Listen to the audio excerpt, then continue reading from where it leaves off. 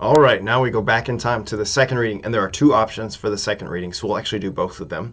So the first one is from Colossians chapter 3, verses 1 through 4. Brothers and sisters, if then you are raised with Christ, seek what is above, where Christ is seated at the right hand of God. Think of what is above, not of what is on earth. For you have died, and your life is hidden with Christ in God. When Christ your life appears, then you too will appear with him in glory. Okay, so both second reading options are pretty short. Actually, they're very short. This is actually the longer of the. They're about the same length. Anyway, sorry, I'm talking as I'm doing it. Okay, so basically, just Paul's like writing like what a gift that we have in Christ, but that actually means something for us. And what that means is that we need to live differently. Our mind needs to be in a different place. Our heart needs to be in a different place, and our actions need to be in accord with that different place. So this is where he's like, okay, if you were raised with Christ, and this is something that happens to us in baptism, is what that when we are baptized, we are brought into the life of Jesus. When we're baptized into his death. And when we emerge from the waters of baptism, we emerge into the resurrection. So in so many ways, like Easter, our celebration of the resurrection, yes, it's obviously about what God has done in the person of Jesus. But there's another aspect of like, it's not merely about what God has done in the person of Jesus, because for us who are faithful to him and who have been baptized in his name, then that means it's about what God has done in us. And you can actually think of, so Easter, the Easter Vigil is the great time when people are baptized, adults are baptized into the faith.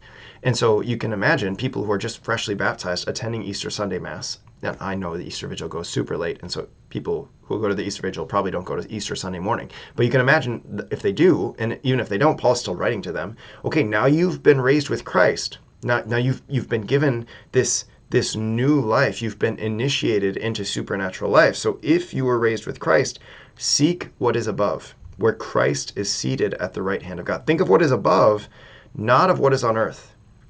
For you have died, and your life is hidden with Christ in God. So let your mind be occupying a different place, a different realm altogether, which is the new age that is to come. So this is an important thing. So our life is hidden with Christ in God, which is a really neat thing to think about. Of like, we're hidden with Christ. Where is Christ hidden? Christ is hidden in the Eucharist. Christ is hidden in his church. Christ is hidden in the Christian soul. So we too are to be hidden there, as though like this is our retreat, this is our place, our refuge, where we go, and we can go to Christ in the Eucharist, and kind of imagine ourselves being hidden with him in the Eucharist, because we share in his life. We go to his church. Again, the beloved disciple does what? He yields to the proper authorities. We go to his church, where Christ is actually mysteriously hidden there, even when this is like the scandalous part of the Christian life, even when his church misbehaves, when the leaders of his church misbehaves. I should correct that. Yeah, when the leaders of his church misbehave, somehow Christ is still hidden in his church. It's really mysterious, and sometimes it can be really uncomfortable, especially when you look at the very scandalous things that have taken place throughout history, both in the past as well as in the more present times. Christ is still hidden in his church. He's ordained it to be such. But then also to go to the Christian soul. There's a really great quote, and I'm not going to get it exactly right, but Cardinal Desire Mercier, he writes this. He's like, I'm going to give you the secret to sanctity, the secret to holiness. He says, every day, I want you to close your eyes for a few moments and enter into the sanctuary of your baptized soul, and there realize that God himself dwells.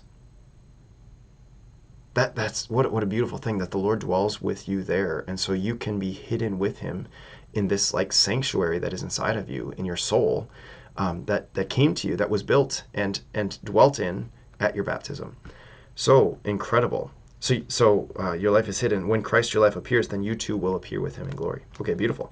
Now we'll go to our second option for the second reading, which is from 1 Corinthians chapter 5, 6b through 8. So just like 1.5 verses long. Brothers and sisters, do you not know that a little yeast leavens all the dough? Clear out the old yeast, so that you may become a fresh batch of dough, inasmuch as you are unleavened. For our paschal lamb, Christ, has been sacrificed. Therefore let us celebrate the feast, not with the old yeast, the yeast of malice and wickedness, but with the unleavened bread of sincerity and truth. Really, really great. So Paul is, of course, drawing upon an image that Jewish people would be very familiar with, which is the Paschal lamb. And what is the Paschal lamb? So Paschal means Passover. So in the Jewish tradition, in the Jewish religion, they had to offer as a sacrifice a Passover lamb every single year, at least until the temple was destroyed. And this goes all the way back to the first Passover and includes all the way up until 70 AD, where they would do the Passover sacrifices. And anyway, but the Christian understanding, and this is found in the Gospels, is that Jesus is this new Paschal lamb. He's the new Passover lamb, the once and for all time offering, so that there are no new lambs that need to be offered. Those Jewish people that continue to offer the Passover sacrifice after the time of Jesus, they just didn't believe in Jesus, and so they were still carrying out their rituals. But for those of us who believe in Jesus, we no longer need to offer a new Passover lamb because Jesus, our Paschal lamb, has been sacrificed. And so in that reality, we can what? We can celebrate the feast.